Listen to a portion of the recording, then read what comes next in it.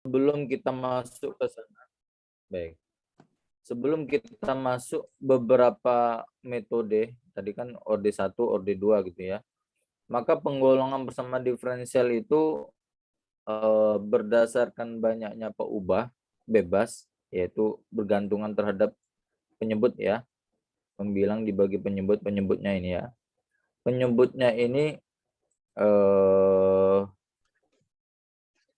kalau kita katakan bersama diferensial biasa ya, atau diferensial ordiner ya, maka persamaan peubahnya ini tunggal, dt 1 saja. Jadi CA bergantung kepada T saja ya. DCA dt. Jadi yang pembilang itu bergantung kepada penyebut, yang mana penyebutnya ini peubah bebasnya hanya satu. Itulah namanya diferensial ordiner. Kalau parsial, dia bergantung kepada penyebutnya ini dua, ya peubahnya nih terhadap T dan terhadap Z. Jadi suhu yang di atas ini bergantung kepada waktu dan juga bergantung kepada jarak. Ya, lebih dari satu, itulah namanya parsial. Nah, parsial ini agak kompleks ya. Saya akan fokus kepada persamaan diferensial biasa saja untuk menyelesaikan di MATLAB ini. Nanti saya akan tunjukkan penggunaan OD45 yang memudahkan ya. Ibarat tinggal memakai toolnya saja. Kalau mau kompleks lagi biasanya ada finite difference, shooting method, ya, Runkuta, modified Euler, dan seterusnya. Oke, sekarang kita belajar teorinya dulu. Ini berdasarkan peubah bebas atau bergantung kepada penyebutnya. Nah, yang kedua, ini bergantung kepada atau berdasarkan persoalan syarat atau nilainya.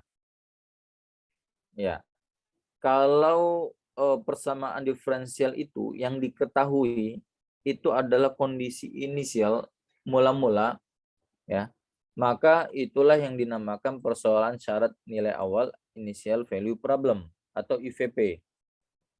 Initial value problem ini tentu saja semua diketahui di awal, yakni jika semua syarat diberikan pada satu nilai peubah bebas yaitu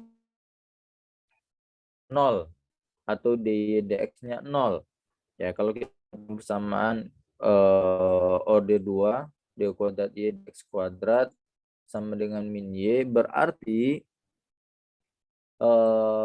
y pada saat 0 diketahui 2. dy dx pada saat 0 diketahui min 1. Itulah yang namanya IVP, initial value problem. Nah, yang agak kompleks adalah dia dalam bentuk boundary value problem. Ya, boundary value problem itu tidak hanya di awal, tapi dia diketahui juga di akhir. Kalau kita punya persamaan orde 2 nih, d kuadrat y dx kuadrat sama dengan min y, berarti apa? Pada saat 0, y0 itu diketahui sama dengan 2, tapi tidak dy dx-nya tidak diketahui pada saat 0, pada saat di akhir. Ya. Jadi kalau kita punya fungsi x nih ya, fungsi posisi, ya, maka yang diketahui y itu adalah pada saat di titik kondisi mula awal, kemudian dy dx-nya diketahui pada fungsi di titik akhirnya. Nah, ini kan ribet. Kalau kita menyelesaikan yang satu di awal, yang satu di akhir, berarti dalam penyelesaian persamaan diferensial itu perlu try error. Berarti perlu misalnya dulu nih, kira-kira untuk di posisi awal yang di dx itu ini dihitung. Sampai akhir, ternyata keliru. Dimulai lagi. Ya, berarti salah. Try lagi. Ya, terus begitu. Nanti try lagi sampai betul. Itu baru satu step langkah di titik 0,1. Nanti di titik 0,2, titik 0,3, seterusnya begitu. Jadi kan agak kompleks. Kalau IVP enggak. Kalau IVP mulai dari awal itu diketahui, Y0 diketahui, DX-nya diketahui pada saat 0, sehingga dia bisa berhitung secara bersama-sama di setiap stepnya. Dari 0, 0,1, 0,2, 0,3, sampai 1 meter gitu ya. 2 meter, 3 meter, sampai 1000 meter. Itu bisa kita hitung step by step. Sebentar. Saya ngecas dulu. Oh.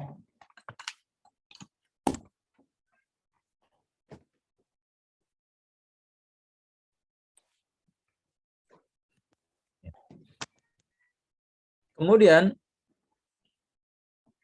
seandainya kita punya persamaan ini, dx sama dengan sebuah fungsi dengan kondisi awal pada saat y x sama dengan 0 itu adalah y0. Ya, berarti ya secara numerik ya kita bisa melakukan atau menghitung y1, y2, y3 kalau ini banyak nih ya dengan nilai eksak yang pasti nih pada saat x-nya berapa, y-nya berapa. Kita bisa hitung. Nah, dalam pemrograman ya dengan menggunakan MATLAB atau Fortran atau Basic atau yang lainnya, maka kita perlu mengecek ini stabilitas. Ya, jika persamaan diferensial itu stabil, ya, jika dalam arah integrasi, maka penyelesaian itu bersifat konvergen, yaitu titiknya itu mulai terarah gitu ya. Tapi kalau tidak stabil ya menyebabkan fluktuatif yang tinggi, maka itu namanya divergensi sehingga penyelesaian itu akan rumit. Ya, tidak bisa bahkan tidak bisa diselesaikan. Oke, sekarang gampangnya saya memudahkan untuk memahami menyelesaikan persamaan diferensial yang paling sederhana dengan diferensial tunggal itu pertama dengan metode Euler. Ya, Euler. Nah, metode Euler ini itu ibarat seperti ini ya. Kalau kita punya persamaan d dx adalah sebuah fungsi, ya, maka kita buat pada saat di x sama dengan x0 dan berarti apa? Fungsi tersebut juga merupakan di x0 dan y0. Nah, sehingga apa? Dalam metode Euler ini kita gunakan dalam menghitungnya besarannya menggunakan slope atau tangen arah. Ya, sehingga dengan menganggap bahwa slope dy dx pada interval delta x bernilai tetap, berarti nilai y pada titik selanjutnya x0 plus delta x itu bisa kita hitung menggunakan persamaan ini. Ya. Jadi kalau kita menghitung mulai dari 0, kemudian next berikutnya di titik 0,1 berarti kita bisa menghitung y di titik 0,1 dari 0 x-nya x0-nya 0 delta x-nya 0,1 berarti di y 0,1 itu adalah y pada saat titik 0 berarti y mula-mula ditambah apa? Delta x yaitu selisihnya yaitu dari 0 ke 0,1 berarti kan 0,2 0,3 berarti increment di setiap titiknya itu selisihnya 0,1 dikali dengan fx0y0. Apa fx0y0? Adalah sebuah fungsi. Ya, sebuah fungsi persamaan diferensial ini tadi. Ya. Dan demikian seterusnya, x1, y1, y2, y3, maka dia akan berlanjut dengan menggunakan pola-pola tersebut. Sehingga apa? Persamaan diferensial untuk IVP, initial value problem, itu bisa kita selesaikan dengan step by step sampai titik akhir, mulai dari awal. Jadi intinya persamaannya itu seperti ini. YI plus 1 sama dengan YI, ya ditambah delta X dikali dengan F. Yang mana I misalnya kalau mulai dari 0, ya berarti Y0 plus 1 berarti Y1 bisa kita hitung sama dengan Y0 pada saat mula-mula ditambah delta X dikali F X0 Y0 dan seterusnya. Nanti Y2 berarti F1 Y1 dan seterusnya. Ya, ini metode Euler. Oke, gampangnya misalnya kita punya soal ya, biar mudah lagi kita bayangkan. Kalau kita punya persamaan nih, dy dx sama dengan x kuadrat dikali y. Dengan nilai awal pada saat x0, nilai y itu 1. Pada saat 0, nilai y itu 1. Nah, sekarang kita ingin menghitung berapa nilai y pada saat 0,1, 0,2, 0,3, 0,4, dan seterusnya. Ya, karena ini sebuah persamaan. Tapi kita harus tahu nih nilai y sesungguhnya itu berapa pada setiap titiknya. Nah, itu yang mau kita selesaikan. Sehingga dengan menggunakan Euler, ya, kalau kita ingin menghitung y1 dengan step 0,1 berarti ingat tadi Y1 sama dengan Y0 pada saat mula-mula berapa? Y0-nya yaitu 1 ditambah delta X-nya 0,1 ya di nih titik delta X-nya 0,1 per stepnya. Kemudian fungsinya apa? Fungsinya ini X kuadrat dikali Y. X kuadrat mulai dari 0, X0 ya. 0 berarti kan 0 kuadrat. Y-nya Y berarti nilainya 1. Ya. Kemudian kita hitung Y2. Dengan cara yang sama masukkan dapat 1,001. Kemudian Y3 kita dapatkan 1,005 dan seterusnya. Sehingga kita dapatkan begini, ya. Mulai dari 0 sampai 1, 0,1, 0,2, 0,3, 0,4 per step 0,1 incrementnya itu bisa kita hitung nilai Y-nya 1, 1, 1,01, 1,005, 1,014, 1,0303 dan seterusnya. Kita dapat pada saat di ujung yaitu X-nya 1, kita dapat nilai Y-nya 1,32. Semakin kecil increment ini ya, kalau kita buat incrementnya 0,05 kita perkecil lagi. Maka pada saat 0,1 ini lebih teliti lagi nih. Ya, di akhir kita dapatkan 1,3559 dibandingkan dengan nilai sebenarnya. Analitik ini sebenarnya ya. Karena kita menyelesaikan numerik, metode pendekatan dengan Euler, nanti modified Euler, Runkuta itu dengan metode numerik. Numerik itu numeris. Numeris itu kita hitung berdasarkan pendekatan. Nah, nanti pada saat kita menggunakan pemrograman, nah itulah pendekatan yang kita pakai. Bukan analitik. Kalau analitik itu nyata ya, kita turunkan, kemudian kita hitung ya. Kalau persamaan diferensialnya kompleks, itu akan kompleks lagi ya. Bahkan nanti sampai kita menggunakan Laplace ya, menyelesaikan dengan Laplace, transformasi Laplace atau dengan menggunakan apa itu metode-metode yang lain gitu ya. Nah, kalau perkecil lagi akan semakin mendekati sebenarnya ini ya. Kalau kita 0,1 tuh errornya dari 1,32 terhadap 1,3959. Kalau 0,05 13559 ke 13956. Kalau kita perkecil lagi akan mendekati 1,3956. Kalau semakin jauh 0,2 akan semakin besar errornya. Ya, ibarat begini ya. Kalau kita lihat analitik ya, maka semakin kecil itu semakin dekat, semakin jauh ya 0,2 ini ya.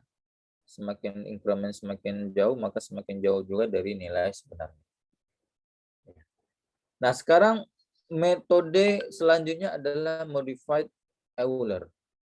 Ya, perbaikan atau dikenal dengan perbaikan Euler. Ini ada metode Hun dan metode titik tengah yang banyak dipakai Hun ya. Midpoint ini untuk merata-ratakan, memudahkan saja. Metode Hun intinya adalah di sini ada apa istilahnya sebuah koreksi ya, sebuah koreksi. Jadi saya masukkan ke rumus ya, ini nggak perlu saya panjang lebar, yang penting mengerti saja dulu. Pada saat menghitung step berikutnya menggunakan step sebelumnya ditambah dengan fxi ditambah fxi plus 1 y0 i plus 1. Inilah korektifnya. Ya, korektifnya. Dibagi 2 dikali H. Korektif itu dari mana? Ya, dengan prediksi dulu nih, dihitung nih y plus 1-nya, yaitu YIM ditambah delta X pakai fxi YI. Nah, atau YIM ditambah H, delta X itu sama dengan H gitu ya, fxi YI. Setelah itu apa? Dapat memprediksi, kemudian dikoreksi.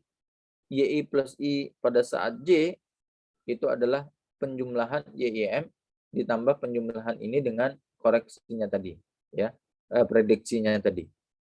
Sehingga seterusnya sampai sama dengan sebelumnya. Kalau sudah sama berarti selesailah perhitungan di titik tersebut. Ya, ibarat begini ya. Ya, kali ini mid tengah, midpoint ini gampangnya lebih mudah. Tinggal dibagi 2. Contohnya soalnya begini. Oh, nggak ada ya untuk yang modified Euler ya. Ya, jadi di situ nanti kalau kita selesaikan akan ada koreksi. Nah, metode yang paling banyak digunakan, yang terakhir ya, metode yang paling banyak digunakan itu adalah metode Rungkuta.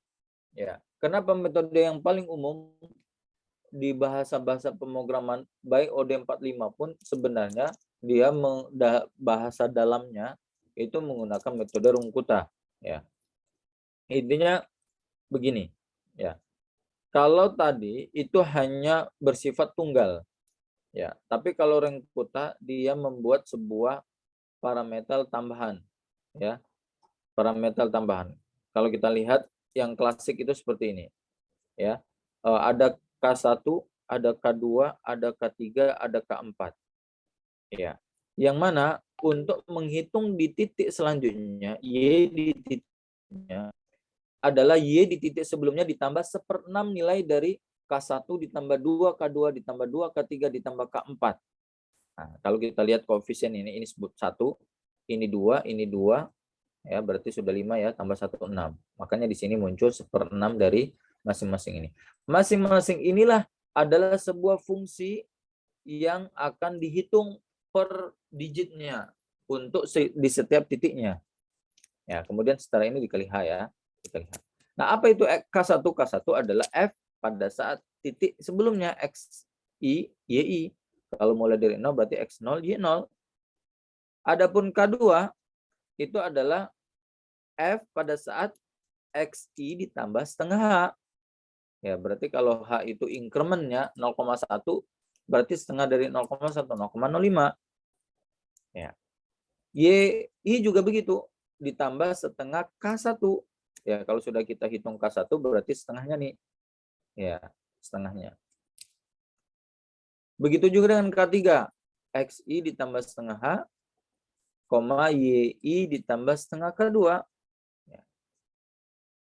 K4 karena ini sudah di tengah-tengah ya, setengah-setengah, K4 sebagaimana K1 tidak perlu lagi dikali setengah. Jadi cukup XI plus H, YI plus K3. Nah, kalau kita sudah dapat ini, maka kita bisa menghitung ini. Jadi lebih mudah daripada modified Euler, tapi memang lebih banyak kita menghitungnya. Ya, tapi dalam bahasa pemrograman kan gampang, tinggal kita buat rumus saja. Mereka menghitung sendiri sehingga kita bisa selesaikan. Ya. Contoh misalnya nih ya, kalau kita punya persamaan yang tadi ya, dengan pada saat X0 Y-nya adalah Y sama dengan 1, ya, berarti pada saat kita ingin menghitung step pertama ya, Y di 0,1, berarti kita perlu menghitung K1, K2, K3, K4. K1 X kuadrat pada saat X0, Y0 gitu ya, dihitung. K2 demikian juga. Kalau kita langsung masukkan di sini ya nilai X kuadratnya 0 kuadrat, Y0-nya 1 berarti 0. Ya, pada saat kedua ya X0 ditambah 0,1 dibagi 2 kuadrat. Kemudian dikali I-nya adalah Y0 gitu ya. Ditambah X delta X-nya 0,1 dibagi 2 dikali K1. K1 tadi 0. Ya, maka kita dapatkan nilai 0,0025. K3 juga demikian ya. Kita dapatkan 0,0025. K4 tidak dibagi 2 di sini ya, langsung 0,1. Di sini Y0 ditambah 0,1 K3. Maka kita dapatkan 0,01. Sehingga kita rata-ratakan ini. Rata-ratanya adalah ini 1, ini 2 kalinya, ini 2 kalinya, ini 1. Sehingga dibagi 6 ya. Ya, jadi begini, 0 Y pada saat 0,1 yaitu sama dengan Y pada saat 0,0 yaitu 1 ya. Mula-mulanya kan 1 tadi. Ditambah 0,1 dibagi 6 ya, 0,1 ini delta X atau H ya, incrementnya.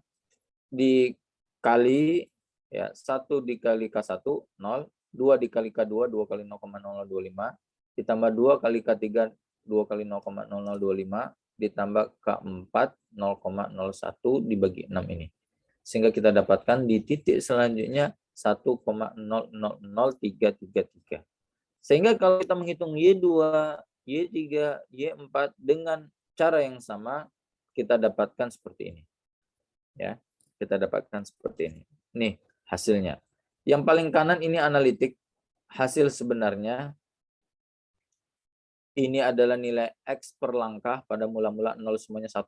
Ya, pada saat titik 0,1 ya, dengan increment 0,1 ini Euler 1, Rengkuta 1,0003333 yang kita hitung tadi. Itu sama persis dengan analitik, coba perhatikan.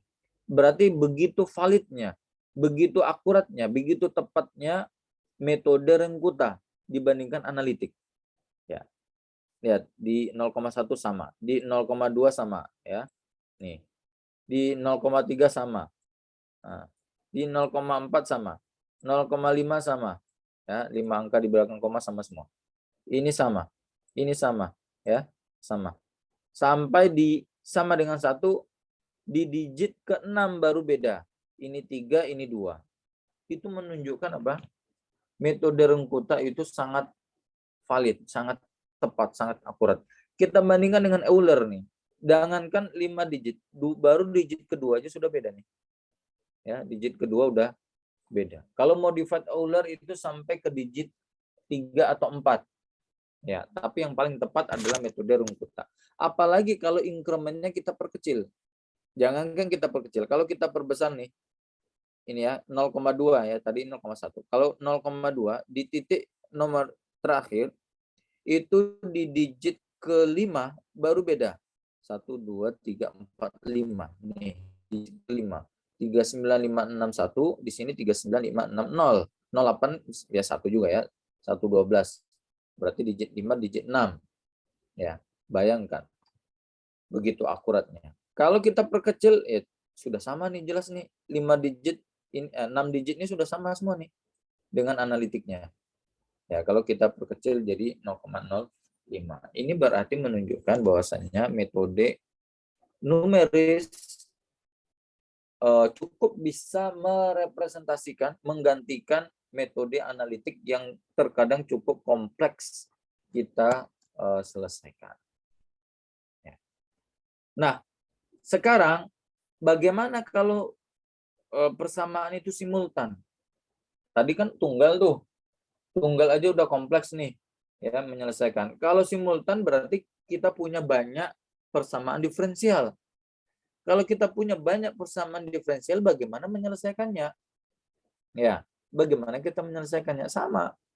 Kalau kita punya nih persamaan pertama di dx fungsi pertama. Yang kedua dz dx fungsi yang kedua. Berarti apa? Dependent variabelnya, variabel yang bergantungnya ini ada dua. Pertama y, yang kedua z. Dia bergantung kepada satu peubah yaitu x. Ya, berarti dia masih ordiner, persamaan diferensial ordiner. Cuman ada dua nih yang bergantung nih. Y yang satu, yang kedua adalah Z. Sehingga apa? Sehingga kita harus menghitung Y, nilai Y dan nilai Z di setiap titiknya. Mulai dari 0, 0,1, Y-nya berapa, Z-nya berapa. 0,2 pada saat X-nya 0,2, Y-nya berapa, Z-nya berapa. Pada saat X-nya 0,3, Y-nya, Z-nya berapa, dan seterusnya. Ya, berarti kita perlu hitung. Kalau kita menggunakan Rungkuta, berarti sama. Ya, kita harus menghitung K1, K2, K3, K4. Karena kita punya dua nih, Y dan Z, maka Z itu merujuk ke K, ya, Z itu nih, Y itu merujuk ke K, ya, 1, 2, 3, 4, K1, K2, K3, K4. Tapi Z ini merujuk ke L. Ya, merujuk ke L. Nanti kalau kita punya 3 persamaan diferensial, misalnya DY, DZ sama DV misalnya, DV DX. Berarti kita tambahkan lagi di sini, misalnya M, K, LM, M1, M2, M3, M4. Kita hitung dan kemudian kita dapatkan di setiap titik. Ya. Jelas ya, paham ya. Sekarang kita intinya begitu. Jadi intinya kita menyelesaikan persamaan diferensial untuk bisa menghitung nilai Y-nya, nilai Z-nya, nilai V-nya ya di setiap titik, berarti kita menggunakan berbagai metode. Bisa analitik yang cukup kompleks, tapi dengan pendekatan numerik, Euler, modified Euler, Rengkuta, kita bisa selesaikan untuk bisa kita dekati persamaan tersebut. Nah, sekarang saya akan coba jelaskan MATLAB untuk persamaan diferensial.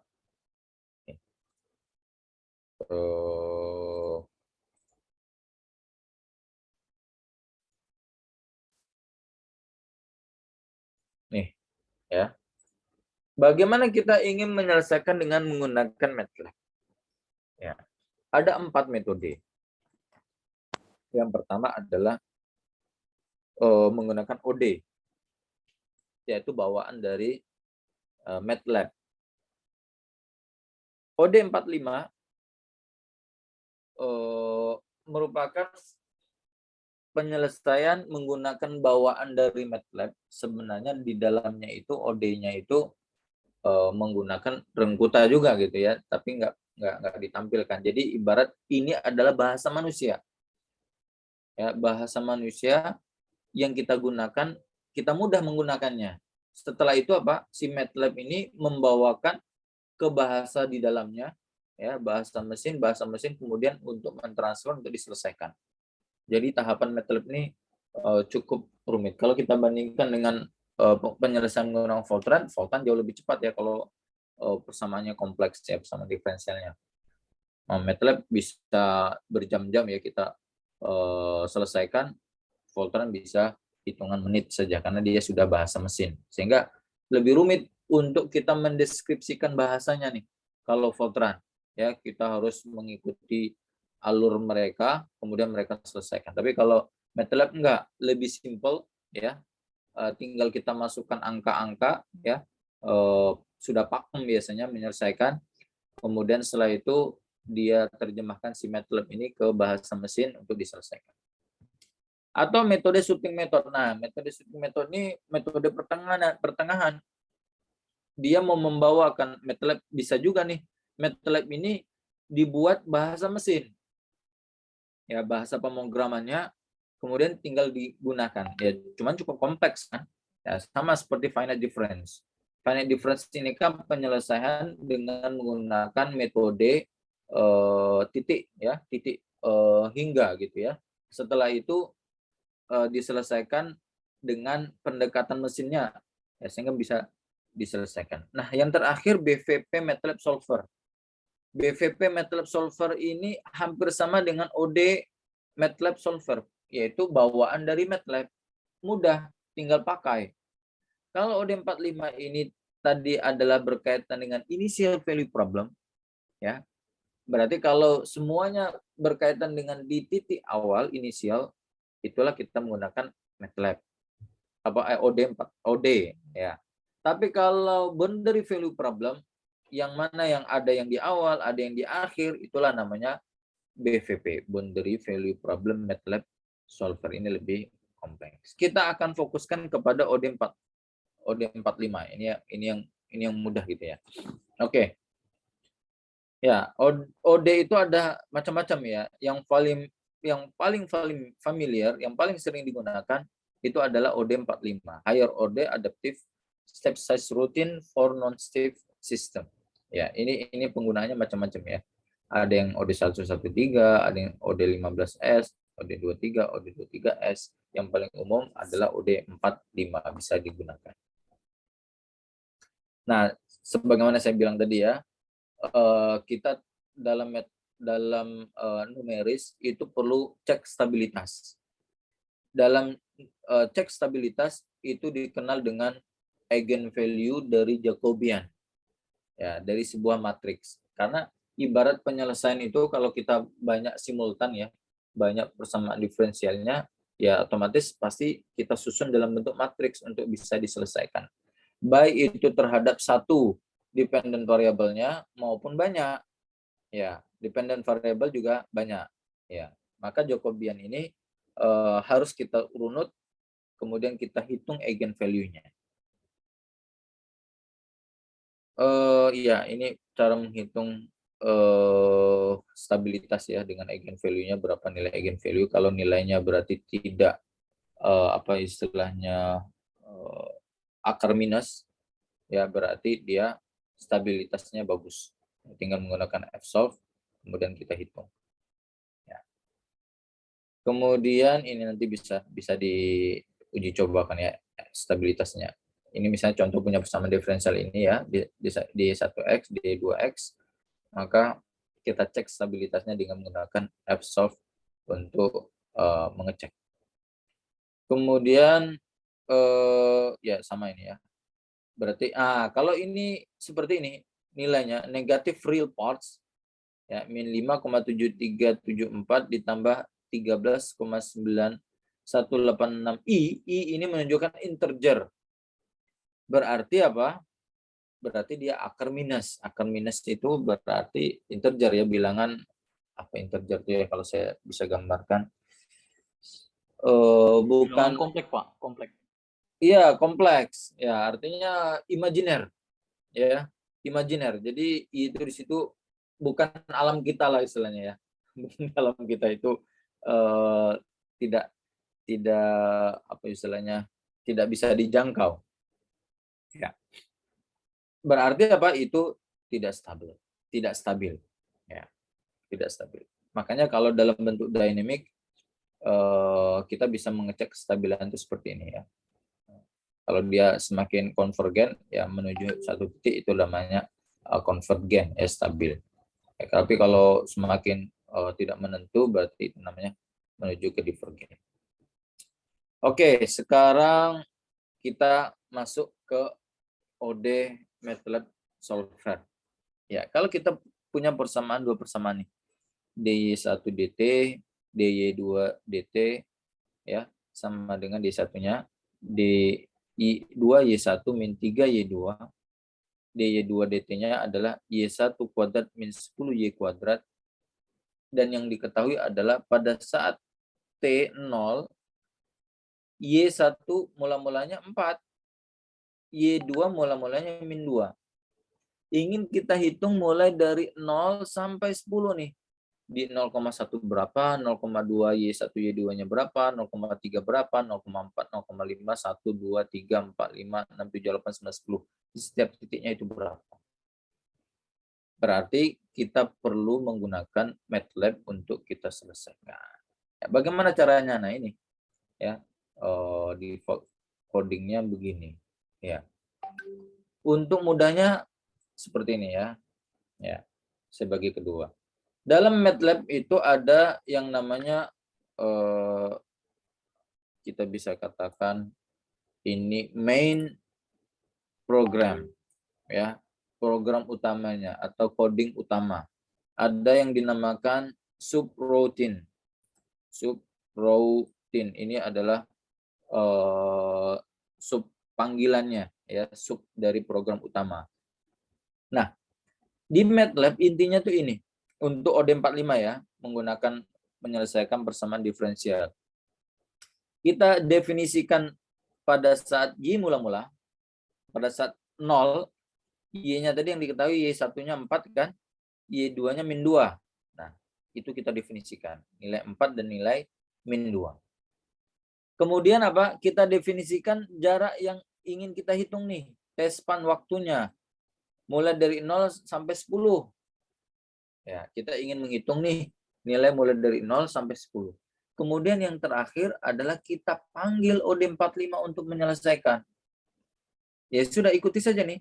Ya, kurung TY ya, T itu dependennya, independennya, kemudian sama dengan OD45 kita panggil nih anunya seperti ini ya.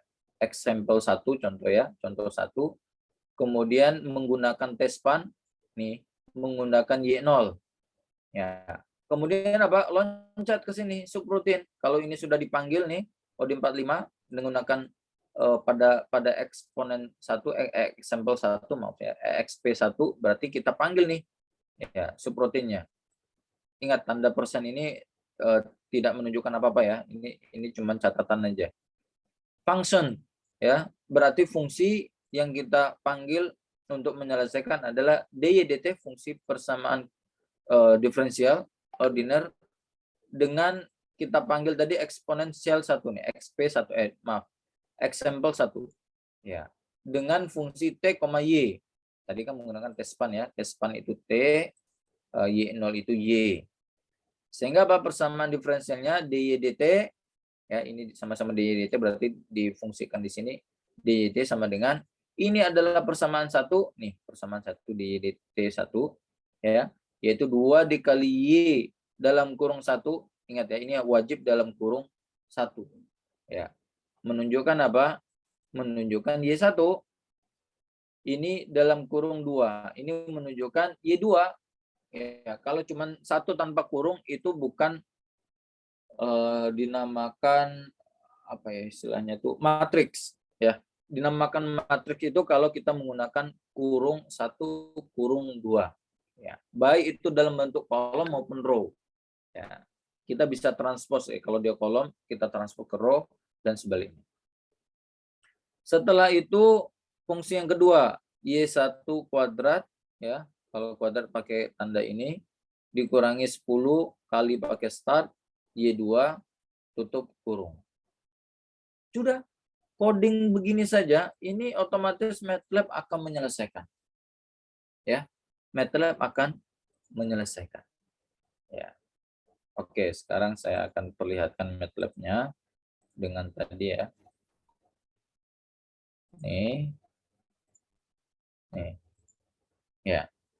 Kalau kita punya fungsi main-nya ya, kemudian ini panggilannya subroutinnya ya dengan yang sama tadi Y0 mula-mula 4 sampai min 2 Y1-nya 4 pada saat mula-mula, Y2-nya min 2 gitu ya. Kemudian T-span-nya kita ingin menghitung dari 0 sampai 10 ya. Kemudian kita panggil untuk menyelesaikan ini persamaannya ya. Ini bisa juga begini gitu ya. Bisa begini ya dengan spasi atau bisa enter untuk berikutnya sama saja. Yang penting di sini buka kurung, ini tutup kurung. Nah, setelah itu apa? Kita bisa plotkan. Nah, kita plot yaitu T mulai dari 0 sampai 10 ya di setiap titiknya. Yaitu apa? Nilai Y semua titik T ya pada baris 1. Kemudian pada kolom 1 ya.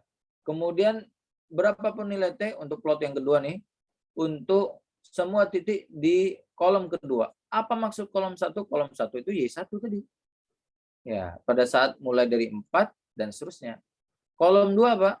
Ya mulai dari min 2 dan seterusnya, yaitu merujuk kepada Y2. Ya, ini Y1, ini Y2. Berarti kita sudah bisa membuat sebuah plotting. Ya, dapat nih persamaan. Kita run ya. 1 2 3 kita run, bismillah. Nah, kita dapatkan begini. Mulai dari Y1 nih warna biru nih, mulai dari 4 kan? Y1 tadi mulai inisial mula-mulanya. Coba kita lihat. Nih. Kita lihat mulai dari 4 nih. Ya. Mulai dari 4 figurnya kita dapatkan yang biru nih ya. Sampai akhir sampai 10. Yang hijau mulai dari min 2 dari bawah ini ya sampai waktunya 10. Ya, sehingga kita bisa mengeplotnya. Runnya belum muncul Prof. Oh, anunya.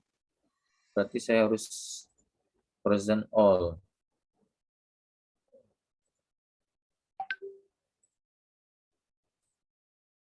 Sudah tampil ya. Nih, udah kelihatan ya. Gambarnya udah kelihatan? Tampil Prof, sudah. Ya, jadi begini ya. Jadi kalau kita lihat yang warna biru ini menunjukkan Y1 tadi dimulai dari 4 kan? Nih, mulai dari 4 ya. Terus naik ternyata di angka 1 ini sudah mulai stabil nih. Ya, sampai waktunya 10. Kemudian Y2 itu dimulai dari minus 2 warna hijau nih, minus 2 nih. Nah, sampai di 0,5 ini sudah mulai stabil nih. Ya, perubahannya. Sampai 10. Kalau kita ubah nih misalnya ya, kita ubah sampai 0,5 saja nih atau 1. Biar kita mau lihat nih. Ya, kita lihat. Nah, Ini berarti kita bisa melihat nih perubahan dari 0 sampai 1 dengan increment 0,12 sampai 1. Sehingga apa? Kita dapatkan, oh ternyata betul ada perubahan nih, mulai dari Y1 nih, mulai dari 4 ke 5, ya 0,1, kemudian hampir 5,7 di 0,2, seterusnya sampai mendekati angka 7 nih, di 1. Ya, kalau Y2-nya min 2, ya, min 2 seterusnya. Sehingga Pak, kita bisa otak-atik nih, mau range-nya 1, 0,5, 10, 100, 1000. Ya, misal kalau kita mau buat 1000 nih, ya. Nah, cukup lama nih ya. Jadi ibarat ini jomplang ya, di angka 0,5 ini kecil sekali ini, langsung seperti terlihat garis lurus. Ya, kemudian setelah itu dia rata. Ya, padahal kalau kita perbesar gitu ya, tadi 0,5 ya, maka kita dapatkan nilai yang melengkung tadi ini. Ya kan? Oke, jelas ya. Nah, kalau di metal kemarin mungkin Pak Asar sudah membuat juga ya. Kalau kita pakai tanda persen itu menunjukkan hanya tulisan biasa, ya tidak dibaca. Ya, untuk memudahkan kita, misalnya ini main program ya, main program. Nah, kalau ini misalnya kita baca subroutine ya, subroutinnya atau program subnya yang kita panggil. Nah, maka ini tidak terbaca. Y1 aksen ini menunjukkan anunya nih, legendnya. Apa nih kalau kita lihat legend nih. Penanda ya, penandanya. Y1 warna biru, Y2 warna hijau. Oke, ada pertanyaan sampai di sini, paham?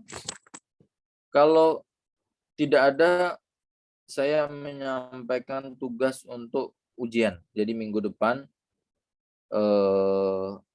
sebentar, ada yang ngasih jadwal rasanya. Kita ujian tuh kapan ya? Iya, minggu depan Prof udah pertemuan terakhir ke-16 itu Prof. Ya, ujian itu kan. Nah, saya ujiannya tugas saja, ya tugas. Nanti silahkan dikerjakan. Jadi begini. Mana tadi?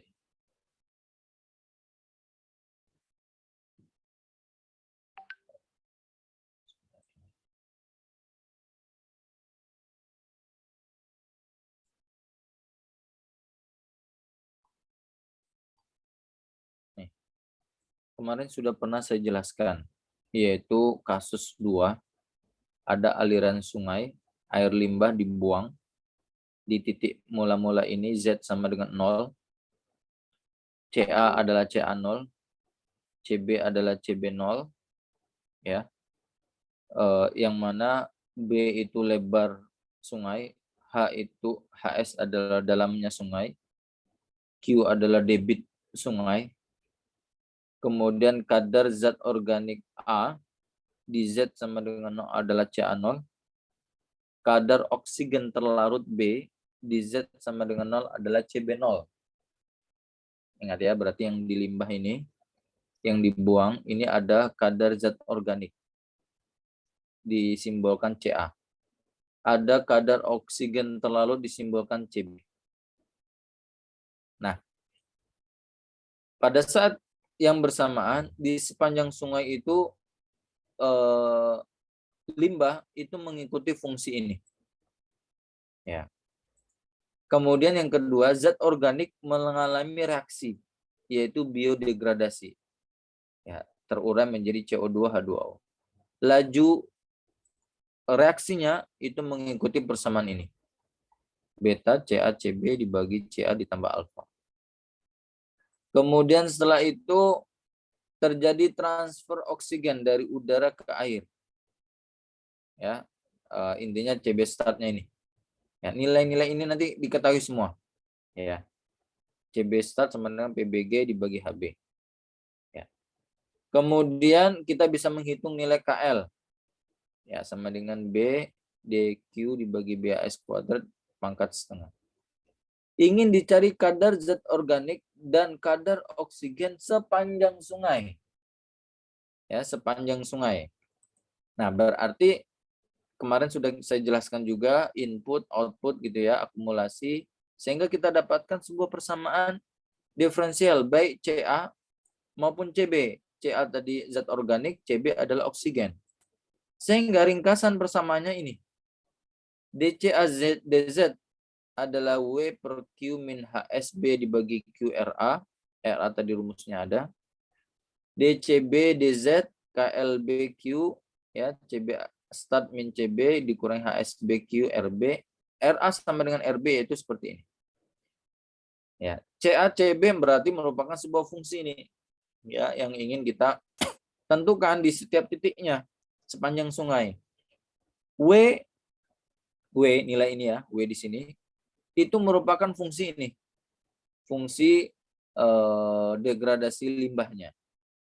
Ya, KL ada persamaan ini. Nilainya semuanya diketahui. CB start yang merupakan bagian dari ini adalah sebuah persamaan bisa kita hitung. Berarti apa?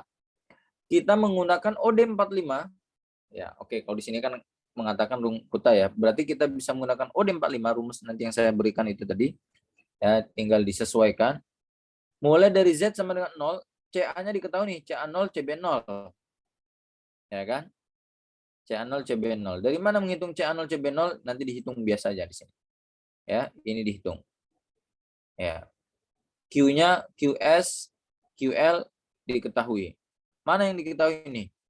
Semua nilai B diketahui, HS ada, QS ada, CAS ada, CBS ada, ya. Alfa ada, A0, A1, A2 ada, A3 dianggap 0. Berarti fungsi W-nya ya, fungsi mana tadi? Fungsi W. W itu cuma ini. W itu cuma sampai A0, A1, A2 saja, Z kuadrat. Ya, berarti fungsi polinomial pangkat 2 saja. Yang ini dianggap 0. Berarti yang di sini W berubah terhadap tiap titiknya. Ya. Sehingga Pak, kita bisa membuat sebuah plotting nanti nih. Berapa kandungan BOD di titik mula-mula limbah itu zat kadar organiknya 238,1 gram per meter kubik. Kadar oksigennya mulai 7,81. Berarti ini mula-mula ya, nilai mula-mula. Dari mana nilai mula-mula CA? Ini CA ya. Ini CB ya. Ini CB nih. Nah, ibarat ini CA ya. Ini sebenarnya CA nih. Ya, ini CB nih. Ya, CB. Ya. Kadar oksigen. Dari mana nilai ini? Nilai ini nih dari ini nih. Kalau kita menghitung ya, maaf nih. Kalau kita menghitung QS dikali CAS ditambah QL dikali CAL dibagi Q, itulah nilai CA mula-mula. CB mula-mula juga ini. Nah, kita dapatkan nilai 238,1, 7,81. Inilah yang nanti kita pakai untuk apa? Untuk menghitung untuk inisial tadi. Ya, jadi begini. Kalau saya buat ini ya. Saya pindahkan ke sini ya.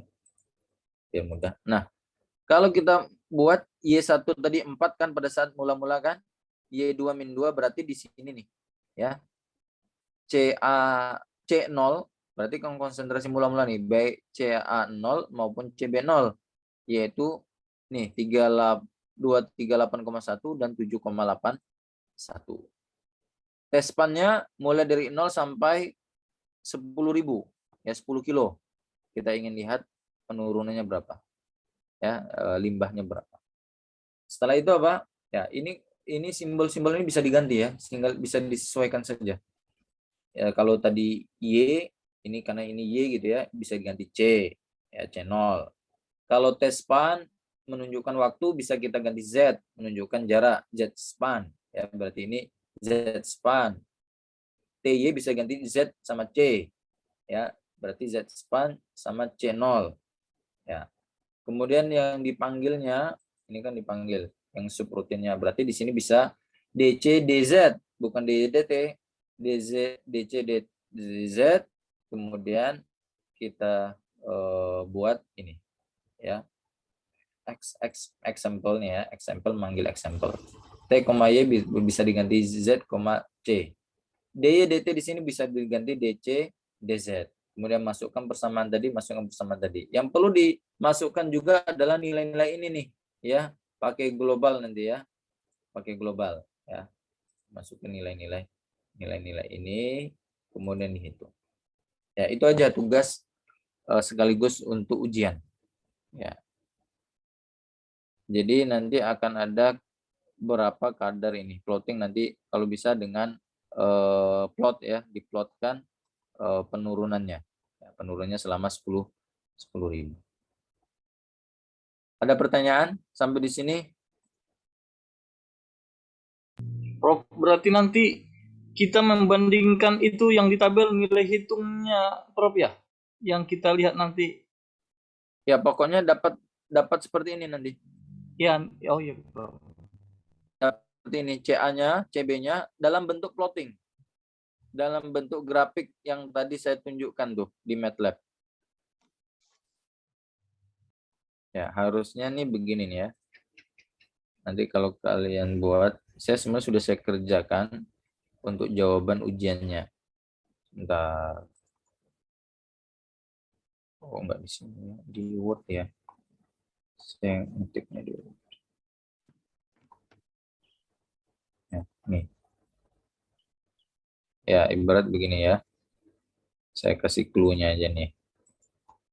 Kasih clue ya. Programnya seperti ini ya. Nanti main program ya. Z-span ya. Kode 45 ini channel dimasukin, kemudian panggil ya, nilai-nilai masuk pakai global, ini bisa pakai nggak global nggak apa-apa, yang penting dihitung gitu ya, dihitung ya, kemudian setelah itu panggil persamaan diferensialnya ya, kemudian di running. Oke. Jadi nanti saya buat UAS untuk diupload di pekan depan, mungkin di hari Selasa berarti ya, di hari Selasa ya, di hari Selasa. Baik, ada pertanyaan sampai di sini? Untuk presensi hari ini belum juga, Oh Prof. iya, saya buka ya sebentar.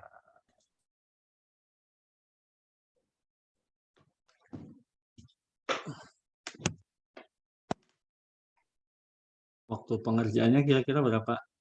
Sampai hari Selasa, mulai dari sekarang. Oh iya. Dari sekarang sampai Selasa.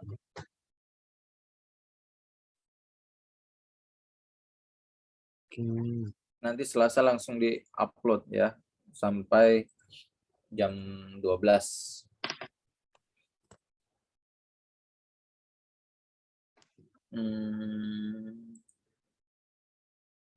Ya.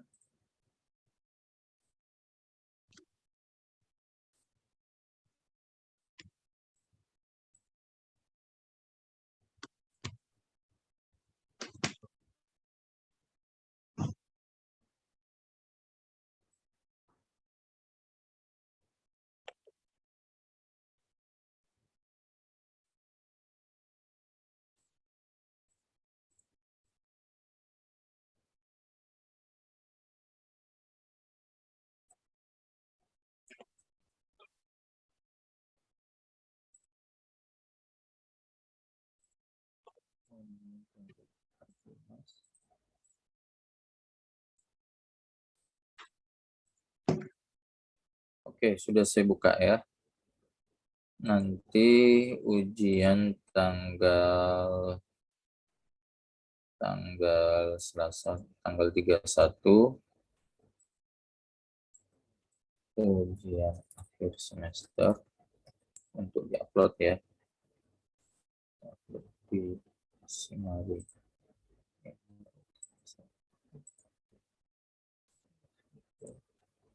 Pukul sampai jam 12. Oke, ada pertanyaan? Ya. Jadi dikerjakannya mulai dari sekarang sampai Selasa ya, Pak? Betul, sampai Selasa. Ya.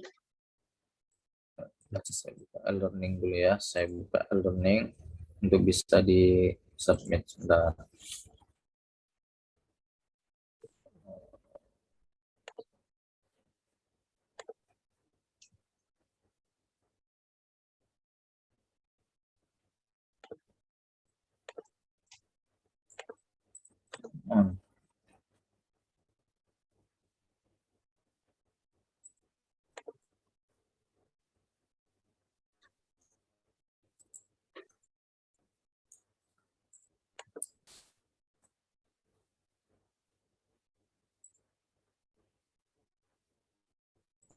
File materi saya 3 saya masukkan ini.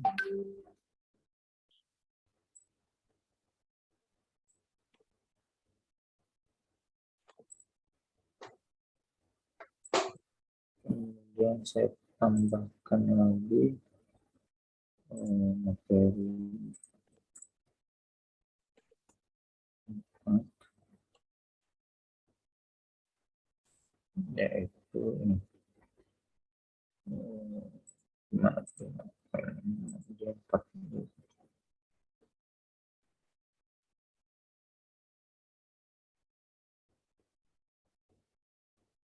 Materi 1 sudah saya upload ya. Materi 2 saya upload sekarang. Nah, sekarang saya masukkan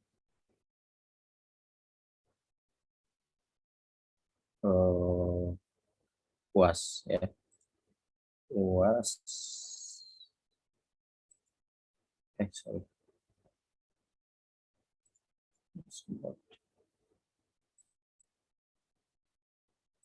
Temuan terakhir ujian akhir semester.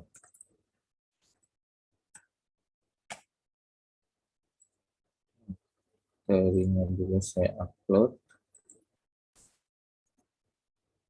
ya, soal ujian.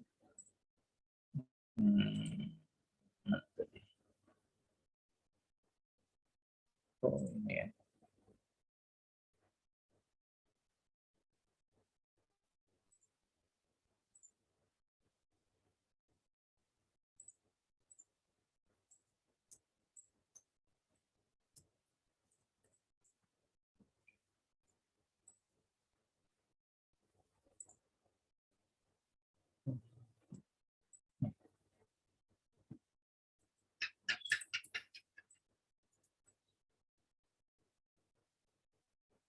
Baik.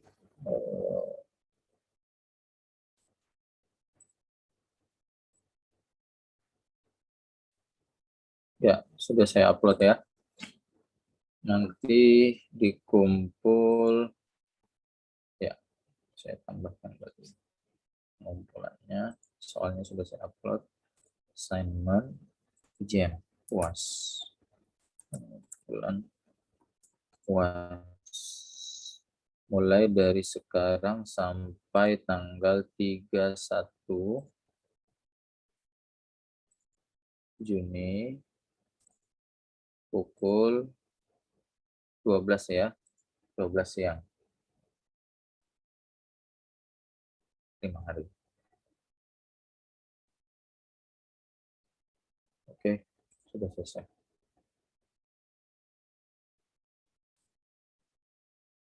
Oke, sudah ya? Sudah terlihat? Sudah muncul Prof, sudah ada. Oke, sip. Baik, mungkin itu yang bisa kita diskusikan, bahas. Mudah-mudahan bisa diselesaikan tugasnya. Tugas sekaligus ujian ya. Ujian untuk nilai total itu nanti kontribusi oleh seluruh dosen pengajarnya. Untuk form gisit penilaian sebenarnya sudah saya sampaikan ke para pengampu untuk diisi. Baik, terima kasih. Mudah-mudahan dimudahkan. Mohon maaf atas segala kekurangan dalam proses pembelajaran selama ini, dan semoga yang kami sampaikan itu bermanfaat, mendapatkan faedah ilmu yang bisa nanti diterapkan dalam setelah lulus dari program S3 Ilmu Lingkungan ini. Akhiri, wabillahi taufiq wal hidayah. Assalamualaikum warahmatullahi wabarakatuh. Waalaikumsalam. Terima kasih Bang.